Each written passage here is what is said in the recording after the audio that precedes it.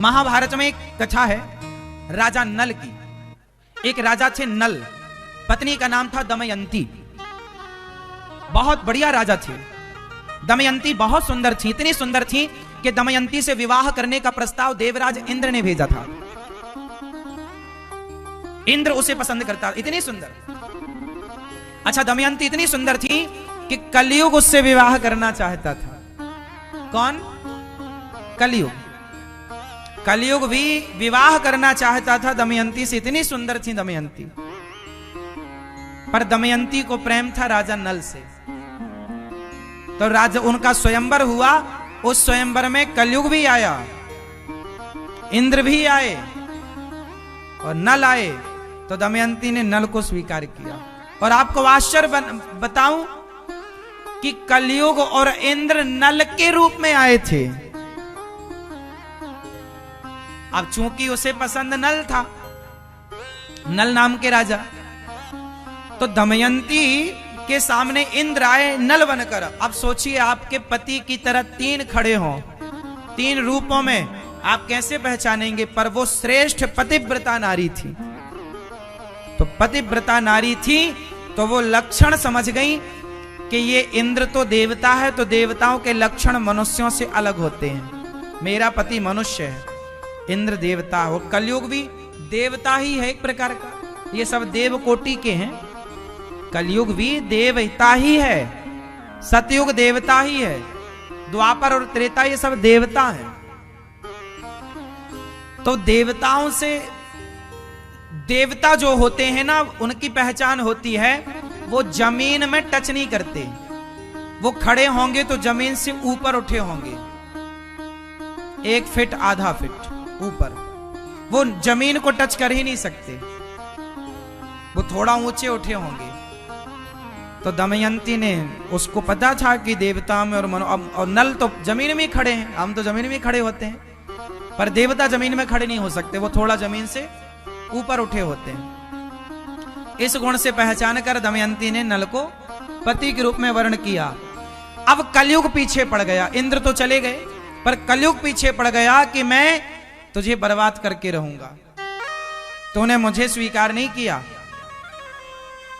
तो बर्बाद करके रहूंगा। तो राजा नल इतने बढ़िया राजा थे, इतने सात्विक जीवन को जीते थे, इतनी पवित्रता का ख्याल रखते थे कि कलयुग चाह करके भी उनका कुछ बिगाड़ नहीं पाता था। पर एक दिन गलती हो गई। सुनना, ये गलतियां सुनना। एक दिन राजा नल से गलती हो गई। रात के 2 बज रहे थे लगभग, और वो लघु शंका करने गए, वॉशरूम करने गए, लघु शंका करने गए राजा नल। और आपको मैंने क्या बताया, लघु शंका करने के बाद क्या करना चाहिए? 4 कुल्ला और पांव धुलना। अब गलती केवल इतनी हो गई, राजा नल को लघु शंका आई और उन्होंने लघु शंका की। उसके बाद वो जल्दी नींद में थे तो कुल्ला नहीं किया और पांव नहीं धुला। इतने में कलयुग को मौका मिल गया कि अब तो अशुद्धि में ये सो रहे हैं, मैं इनकी बुद्धि में सवार हो जाता हूं। और बुद्धि में ऐसे बैठा कलयुग कि राजा नल सवेरे जब जागे तो वो अलग ही राजा नल थे। फिर बुद्धि में बैठ के उसने ऐसा नचाया कि फिर इन्होंने जुआ खेलना शुरू कर दिया और जुए में सारा हार गए। इनके संग भी घटना द्रौपदी टाइप की घटने वाली थी। दमयंती को लगाओ, कलयुग जुआ खेल रहा था दूसरा रूप बदल के कि तुम अपनी पत्नी को दांव पर लगाओ। पर राजा नल, इतनी बुद्धि तो बची थी, पत्नी को दांव पर नहीं लगाया। सारा राज्य, पर कथा बहुत बड़ी है। राजा नल का सब ले लिया और कलयुग फिर खोपड़ी में बैठा चला। पत्नी बोली, मैं आपके संग चलूंगी, जैसे राम जी के संग सीता मैया गई तो नल के संग दमयंती गई। तो दमयंती जब गई तो राजा नल को लगा, ये मेरी सुकुमार पत्नी मेरे चक्कर में दुख उठा रही है। राजा नल के सारे कपड़े उतरवा लिए, एक कपड़ा लपेटा। संयोग देखिए कि वो एक ही कपड़ा था पति पत्नी दोनों के बीच में। तो पत्नी ने कपड़े को दो भागों में कर लिया, तो दमयंती ने अपना शरीर ढका। दमयंती के पास पूरा कपड़ा नहीं था पूरे शरीर को ढकने के लिए, फिर भी ढका, आधा नल ने आधा दमयंती ने। तभी नहाने के लिए राजा नल पानी में गए कपड़ा उतार कर, तो एक हंस आया और वो हंस वो कपड़ा लेके चला गया। राजा नल सामान्य भाषा में कहे निर्वस्त्र होकर के डोल रहे हैं। ये नाच, एक राजा, इतना बड़ा राजा आज नंगा घूम रहा है, किसके कारण? कलयुग के कारण। बुद्धि भ्रष्ट हो गई। बाद में पत्नी को सोता हुआ छोड़कर राजा नल चले गए कि ये अपने मायके चली जाएगी। फिर दमयंती को वहां पर एक शेर झपट्टा मारा खाने के लिए, जंगल तो जंगल था, एक शेर झपट्टा मारने के लिए दमयंती को खाने। तभी वहां पर एक बहेलिया आया और उस बहेलिये ने शेर को मार दिया। पर वो बहेलिया बड़ा गलत आदमी था, उसने दमयंती को देखा, ये तो बड़ी सुंदर है।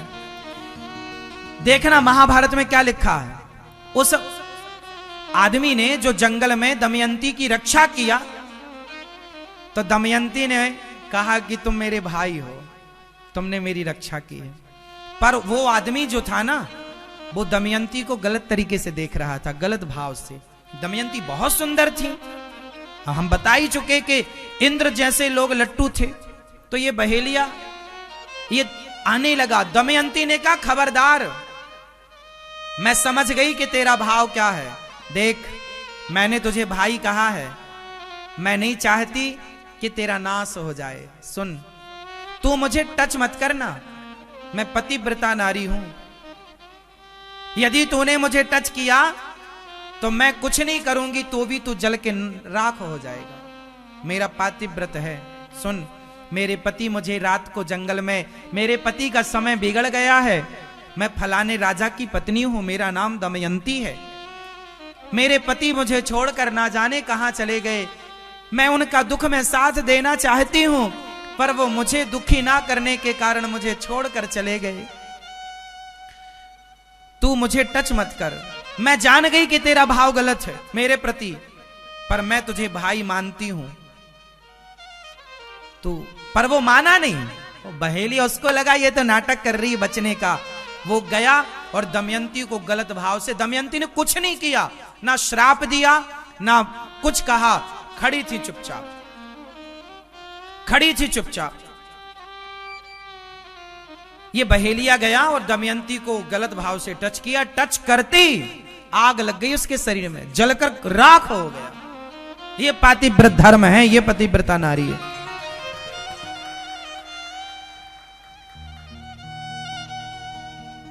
फिर वो अपने मायके चली गई, उनका पिता का राज्य पास में था, वहां चली गई।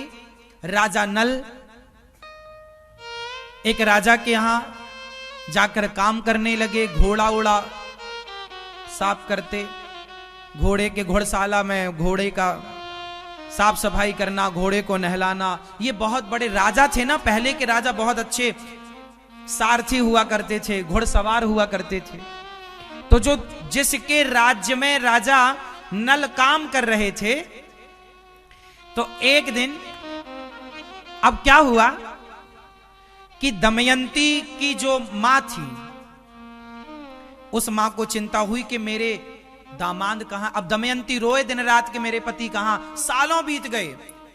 तब दमयंती ने अपने पति को ढूंढने का प्लान बनाया। ये पूरा महाभारत में पढ़ेंगे, मजा आ जाएगा। ये कथाएं इतनी बढ़िया कथाएं हैं, अगर आप लोग व्हाट्सएप फेसबुक से निकलती ही नहीं। तो दमयंती, मैं सारे कथा बहुत लंबी है, ये मैं शॉर्ट में जो मुख्य चीज है वो आपको समझा रहा हूं। तो दमयंती के पति तो अलग हो गए ना, तो अब दमयंती ने अपने पति को ढूंढने का प्लान बनाया। क्या बनाया? तो उसने अपने पिता से कहा, दमयंती ने, पिताजी मुझे 4 गुप्तचर दीजिए। गुप्तचर दिए गए। और देखो दमयंती ना रानी थी, और पहले की रानियां ना बहुत स्ट्रांग होती थी। अब अपने पति को ढूंढने का उसने प्लान बनाया और पूरी दुनिया में घोषणा करवा दी कि दमयंती स्वयंवर करने जा रही है, ताकि उनको लगे कि मेरे पति को पता चलेगा कि अरे दमयंती ने मुझे फिर से स्वयंवर कर रही है, तो वो आएंगे जरूर। लो भैया, अब पूरे अच्छा घोषणा कैसे कैसे कराई। जैसे राजा थे तो पहले एक राजा को सूचना दिलवाया, उस राजा को सूचना दिलवाई जिस राजा के यहां नल काम करते थे। अच्छा, उनके गुप्तचरों ने गीत गाया। वो गीत क्या गा रहे थे कि मेरे पिया मुझे सोता हुआ छोड़कर चले गए। मेरे पिया, दमयंती ने 4 गुप्तचर लिए और गुप्तचरों को कहा कि तुम ये गीत गाना सब जगह, और तुम्हें इस गीत को जो ध्यान से सुनता मिले समझ लेना वो मेरा पति है। मेरे पिया मुझे सोता हुआ छोड़कर चले गए, ऐसा कुछ गीत उसने। अब वो जहां जाए वो गीत गाए, मेरे पिया मुझे सोता हुआ छोड़ के चले गए। तो घोड़सवार ये जो राजा नल थे ना, इनका शरीर काला पड़ गया था। ये बहुत गोरे थे, लेकिन कलयुग बैठा, कलयुग ने सब बिगाड़ दिया, रूप रंग सब बिगाड़ा। इन्हें एक सांप ने डस लिया था, जिसके डसती इनका शरीर अलग हो गया। लेकिन अब शरीर ही तो अलग हुआ, पर आत्मा मन प्राण तो अलग नहीं हुए ना, वही थे। अब ये जब राजा नल ने सुना कि मेरे पिया मुझे सोते हुए चले गए, कपड़े तक नहीं बचे, पूरा जो हाल था पूरा एक गीत बनाया और पूरा गीत वो गाए। अब ये बात केवल राजा नल को पता थी या दमयंती को? अब नल ने सुना कि ये इन्हें कैसे पता, तो पूछा कि भैया तुम्हें ये कैसे पता? तो उन गुप्तचरों को पता चल गया कि ये राजा नल है, लेकिन राजा नल का जो रूप रंग रानी ने बताया वो रूप रंग तो मैच कर नहीं रहा है। अच्छा दमयंती को ये पता नहीं था कि मेरे पति का रूप रंग बदल चुका है। अब क्या करें? तब इन गुप्तचरों ने जाके बताया कि सुनो, एक आदमी आया तो था, कि तुम्हें ये कैसे पता, लेकिन उसका रूप रंग। तो दमयंती समझ गई कि हो सकता है किसी कारणवश उनका स्वरूप चेंज हुआ हो। पर यदि उन्होंने पूछा कि तुम्हें कैसे पता, तो ये बात तो या मुझे पता थी या उन्हें पता थी। उन्होंने कहा किस राज्य में है? बोले फलाने राज्य में। अब दमयंती ने घोषणा करवाई उस राज्य, सिर्फ उस राज्य में जिस राज्य में उनके पति नल थे, कि जाओ कह दो वहां के राजा से कि यदि वो कल सवेरे तक आ जाएं तो कल सवेरे 10 बजे मेरा स्वयंवर है। यदि वो राजा आएंगे तो मैं उनको अपना पति चुनूंगी। अब राजा, जिस राज्य में राजा नल थे, वो राजा, उसको पता चला कि दमयंती का ऑफर आया है मेरे यहां। तो दमयंती के बारे में पूरी दुनिया में हल्ला था, बहुत सुंदर। तो वो राजा तैयार हुआ, पर समय ये बात ये थी कि इतनी तेजी से वहां पहुंचना संभव नहीं था। तो राजा उदास हो गए। तो नल जो उनका घोड़ा उड़ा साफ करते, तो वहीं घोड़सवार में बोले कौन सा घोड़ा बढ़िया, कौन पहुंचाएगा? तो राजा नल ने पूछा कि क्या हुआ महाराज? राजा बोले बेटा, हमें अब दमयंती से विवाह करना है। दमयंती ने स्वयंवर रचाया है, परंतु कल का स्वयंवर है। कल यदि मैं पहुंच गया, अब कल,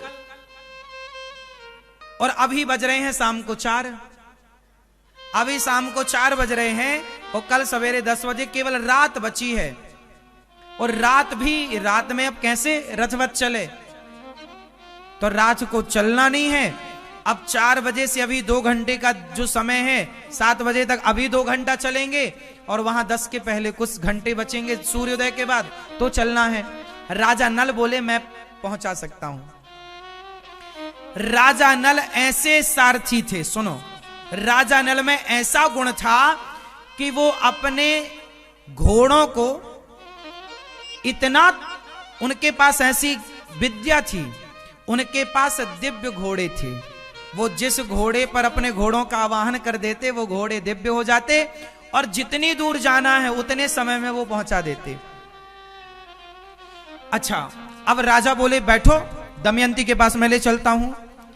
जब चले तो क्या हुआ कि राजा रथ पर बैठ के, रथ चला तो राजा का दुपट्टा उड़ गया रथ से, राजा का दुपट्टा उड़ा। और जब उड़ा तो राजा ने कहा, नल थोड़ा बेटा ये रोको रोको। उस समय नल ने अपना नाम बदल रखा था, नल नाम नहीं था, उन्होंने नाम को भी चेंज कर लिया था कि लोग ना पहचाने। तो नल, तो उसने बोला बेटा रोको, ये मेरा दुपट्टा गिर गया। राजा नल ने कहा, महाराज आपका दुपट्टा तो हजारों किलोमीटर दूर गिरा है। मतलब दुपट्टा गिरते ही राजा से क्या, रुको रुको रुको, इतना कहने में कितनी दूरी तय हो गई, 1000 किलोमीटर। मैं सोचिए कि वो कितनी तेज चल रहा था। अब तो दंग रह गए राजा, अरे कोई सामान्य सारथी तो चला नहीं सकता, ये तुम कौन हो? तब राजा नल ने कहा, मैं कौन, मैं तो आपका सारथी हूं। छिपाया उन्होंने, नहीं प्रकट किया। अच्छा, ये जो राजा था, ये जो राजा बैठा था ना रथ पर, ये राजा भी एक गुण जानता था।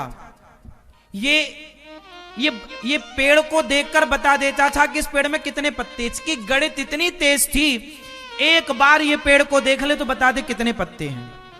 राजा नल ने रथ रोका और राजा नल ने बोला कि तुम मुझे ये विद्या सिखाओ।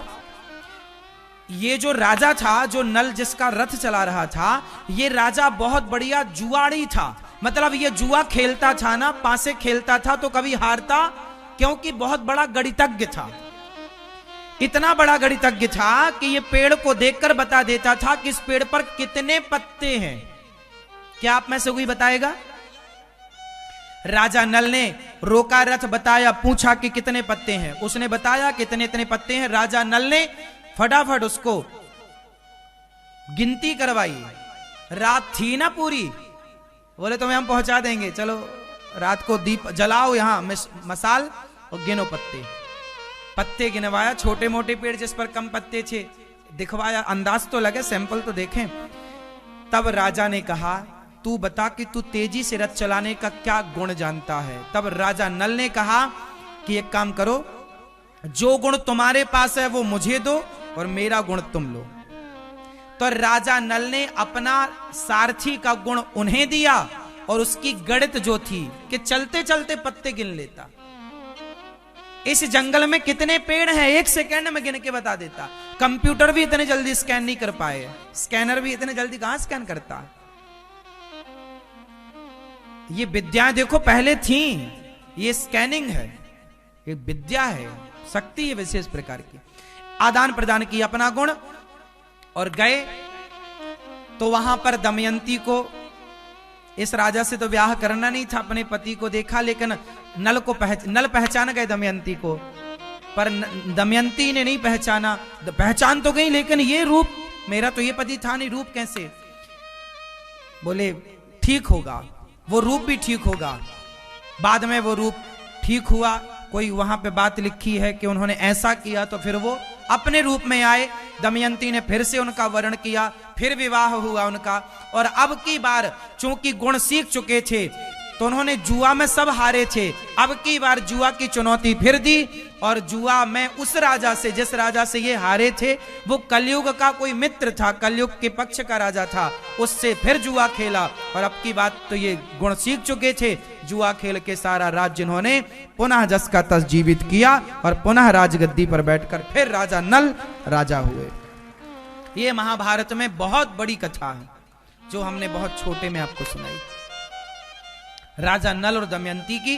फिर ये पति पत्नी बने और अपना राज्य स्थापित। हम केवल आपको यह समझाना चाह रहे थे कि एक जरा सी गलती, आजकल तो लड़के लड़कियां बहुत ऐसे समाज में लोग मिल जाएंगे, स्त्री पुरुष आप सब, बहुत सारे लोग ऐसे जो शौच करने के बाद नहाते नहीं हैं। कई लोग तो 4-4 दिन नहीं नहाते सर्दियों में। अब सोचो इनकी बुद्धि कितनी भ्रष्ट होगी।